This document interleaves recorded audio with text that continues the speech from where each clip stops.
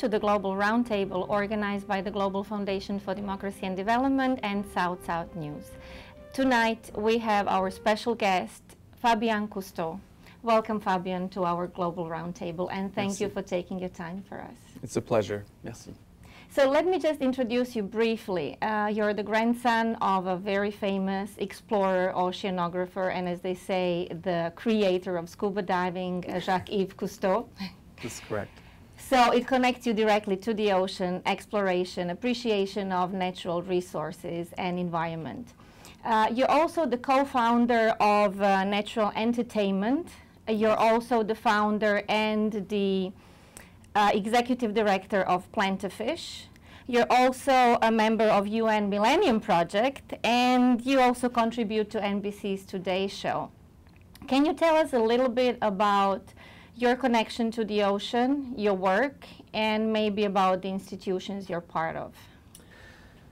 In 30 seconds or less, right? In about 3 minutes. I grew up around the oceans. I've been diving since my 4th birthday, not surprisingly so, considering the family background. And I assume your instructor was your grandfather. Believe it or not, they found me at the bottom of the pool buddy breathing with a family friend. Wow. On my birthday. So I hate to say it, but he didn't know about it until later on that afternoon. But it's thanks to him that I had a custom-built scuba tank with a little regulator with what they called a suicide strap, so it didn't fall out of your mouth, for my 4th birthday. And so diving since then, and going on expeditions regularly since I was 7. First with my family and now for some of my own projects. Beyond this, there are a couple other things that I get involved in as much as I can, because nobody needs to sleep, right?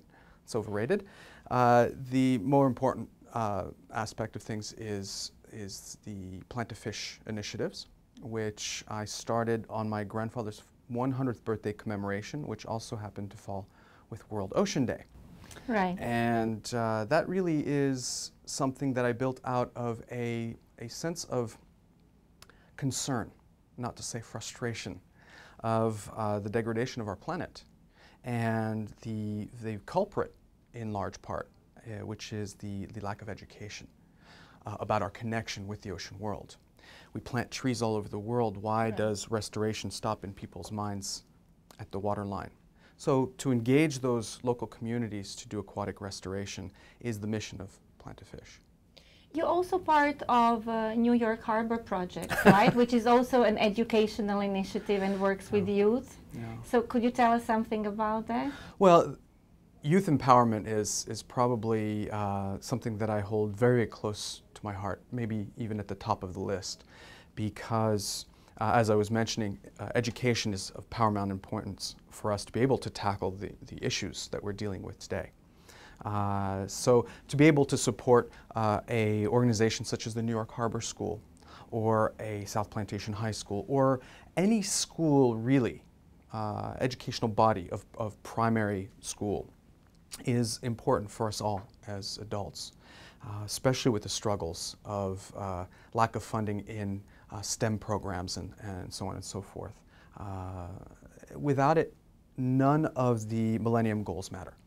That is the most important thing that we need to understand, is without the bolstering of education, without the protection of environment, the rest of it does not matter. Right.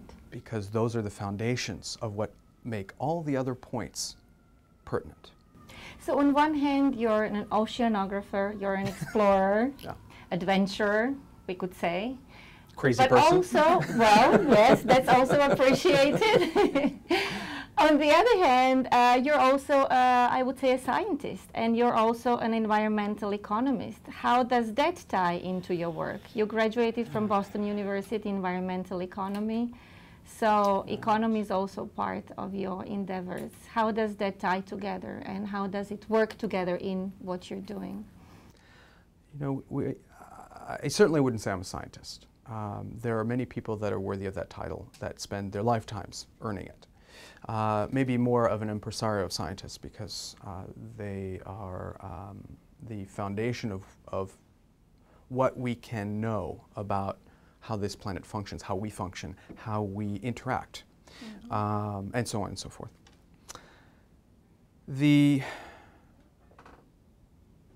It's hard to keep everything straight because we can be overwhelmed so easily with all the aspects of life, and that's maybe one of our biggest struggles in dealing with the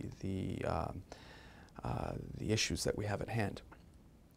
But I've always found that education and educating myself in various aspects of life, maybe not aspects that I would concentrate on as a career, but aspects that I need to know at least a little bit of to be able to address them intelligently. So with regard to environmental economics, it was a simple matter of trying to bridge that gap that we are eternally struggling with, which is the imperfect economic structure of the human species and the integral importance of a system called the environment that is the basis for all life that we know of. And how do we translate the importance that really doesn't have a price in terms of the environment with regard to real-world human struggles, which the only common language is economics. Have you incorporated that in the work of Plant to Fish? Is that a component of what you're doing there as well? Yeah, I hate economics. I'll be very, very clear about that. It's unfortunately something that we're all addicted to, and it's something we all understand. But when, by default, Plant to Fish has programs that address the economic issues that sometimes create the environmental problems. To be more specific, I'll give you one example. We're doing a restoration of 5 endangered sea turtle populations in El Salvador with the most economically disadvantaged group that lives in El Salvador, which are the fishermen, the tortugueros. And by and large, the problem is the poaching of the sea turtle nests, of the eggs for consumption. So much so that for over a dozen years, there was a 0 recruitment rate of sea turtles, of these 5 endangered sea turtle populations, including the most endangered sea turtle population in the world. With this, instead of creating jails full of people, our approach is to engage the culprits of the problem by giving them another open door, another possibility, which is to use their services and their knowledge of sea turtles to, instead of decimating them, to protecting and regenerating those numbers. We employ their services. In the meantime, we educate them on alternate possibilities to supplement their income. We engage them in becoming tour guides or restaurateurs and so on and so forth, so that they don't have to depend on that black market of sea turtle eggs. One year, the first year that we did this, we went from a 0 recruitment rate of sea turtles in the beaches that we manage to releasing over 230,000 sea turtle hatchlings with a community of almost 800 people. Wow. So it can be done, and it can be done in a very short amount of time if we think outside the box. Right. These solutions are there. We just have to be able to explore and incorporate these solutions. Well, thank you so much, Fabien. It really looks exciting and inspiring. Thank you. Thank you. And we also Thank the have people. Yes, and your collaborators, and you surely have a great team working with you. So congratulations. It's all the local communities. Right. You know, it's just like an orchestra. We all need to be able to play the same piece of music together so that it becomes a beautiful symphony. I'm just the conductor, but if the orchestra, if the people playing the different instruments in the audience don't play them, or don't play them well, or play a different tune, then it becomes a disaster. Right. It's because that there's this synergy, this symbiotic relationship between all these people, this common mission to become better stewards of our environment and therefore better stewards of ourselves for our own selfish benefit, that it becomes a success. And it really is the orchestra that should be commended. Thank you. So we have a few more questions about, particularly first about your initiative, Plan to Fish. So Amy Rodriguez, the person in charge of all our environmental programs, is going to address you for a moment. A frustrated conservation biologist, I hear. Indeed. So I'm just curious as to how the Plan to Fish program works. As I understand it, you have 4 key programs: the oyster, turtle, mangrove, and coral programs. I'm just curious as to why you target these 4 specific species.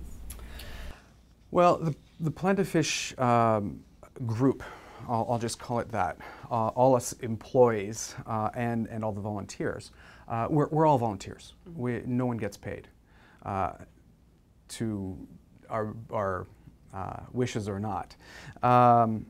Because I truly believe that whenever we're allowed financial support, it should really go to the initiatives themselves and to the grassroots movements, which these are. The reason why we picked those 4 topics, those 4 species, a couple of them were targets of opportunity, and a couple of them were sexy. It's that simple. But all of them are based in places that restoration is possible.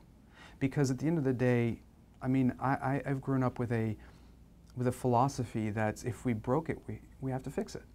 And no one person is to blame. No one entity is to blame, but we're all to blame.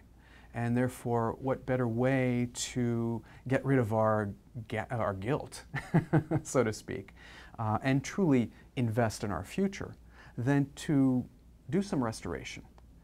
We all know what it feels like, the benefits, the emotional reward that we get when we plant that tree, and the very real economic benefits in the longer term. But it's the same thing with oyster reefs, with sea turtles, with mangroves, with coral reefs. Coral reefs are the rainforests of the oceans. I mean, without them, there's no life in the oceans. No life in the oceans, there's no life on land. You know, healthy oceans is a healthy people. Healthy oceans is a healthy economy. And without an ocean, anything that we can imagine as life, as happiness, does not exist. So where are these programs carried out? 4 different programs, I imagine. Oh, if I were to let go of the reins, they would be all over the place. We have programs in El Salvador. We have a program in South Florida, 2 programs in South Florida, a program in the Maldives. We have a program here in New York City, because it's my own aquatic backyard. And you're replanting oysters in New York City. I'm replanting. Well, I'm only helping. Yeah. I go whenever I can. But yes, there's a group here that replants oysters, and we're by no means the only group. There are several here, which is a wonderful thing to see. There are over a dozen groups here that are trying to start restoring the oyster beds in the Hudson River, which sounds very strange, except if we look at history, the Hudson River was the home to the largest oyster rookery in the world, over 350 square miles of oyster, over 9 billion oysters. And with this came a trade that was the financial foundation of what made New York City so important. Of course, because of that trade and the opulence of it, we unfortunately have managed to, over the last 200 or so years, wipe out all of the oyster reefs. But what better way to give back to our planet, to invest in that planet, than to start doing the oyster restoration right here in New York City? It's feasible because the water quality's gotten better. I certainly wouldn't say it's perfect, but I have gone diving there several times. And the New York Harbor School kids, amongst others, are also diving here on a regular basis. And last year, there were over 1 million oysters planted. Still a far cry from 9 billion, but it's a step in the right direction. And there's natural recruitment now, which there wasn't before. So oyster reefs, as you might know, is a temperate coral reef, if you will. It's home to 270 species that are native to the area, including striped bass, which we love eating, and it's also a food source, and it keeps from the natural siltation from washing away into the oceans. So, and they're filter feeders. A northeastern oyster filters almost 50 gallons of water per day. That's pretty fantastic. So you'd be contributing to the water quality, the future water quality. I don't want to overstretch our bounds of saying those things, but there's certainly an aspect of that. I mean, you put 9 billion oysters in the Hudson River. I would venture to think that the Hudson River becomes pretty clear very quickly. That's certainly more than enough to filter out all the particulate matter that comes down the river. But that said, until we get to that point, we're doing our part for sure. Wonderful. So how can school groups and businesses and other civil society organizations become involved with this program? Lots of ways. We have several schools that we've engaged. In the places that I mentioned, and hopefully in a few more in the fairly near future. As a matter of fact, we're looking at Haiti for this year to do some mangrove restoration, and Nicaragua as well. And hopefully by next year we'll also be in a couple of places in Indonesia. I want to say that we engage every community equally, but I have a particular soft spot for schools, for kids, because they really deserve to know and to be bolstered as much as we can. South Plantation High, New River Middle School. There's a disadvantaged school that escapes my mind right now, the name of, in El Salvador as well, that we're working with. Right here, the New York Harbor School, and so on and so forth. We work with them to have them as support us in terms of muscle, in terms of the revolution, so to speak. Because it really is about creating a revolution in thought, a revolution in action, living with the planet rather than living on the planet. So it's really that kind of empowerment that we try and give them along with the education. And then we engage them in the actual restoration. And in some cases, they actually volunteer to help us financially as well. So they will do fundraisers, whether it be creating one that we just had down in Florida, that they were selling bracelets that they were hand making themselves and selling for Plant to Fish, or the Crowd Rise Challenge, in which they got their whole social media tribe to come in and help support us financially there as well. So it's we engage them in every way possible, any way that stimulates their thought. Because the other thing that I really love about youth is there's no such word as impossible. And I am a big fighter to strike that word from the dictionary. Because the problem with that word is an excuse for adults to do nothing. That word should not exist, because if given an opportunity, human beings can create miracles. And these kids are a perfect example of it, because they don't know what impossible means. They do things and they think outside the box in ways that create solutions and implement solutions in their own communities. So these kids go out to their local communities, engage those communities, and so on and so forth, and all of a sudden becomes viral. And if it becomes viral, become better stewards of our planet, better citizens of this planet. And we can look forward to a brighter future.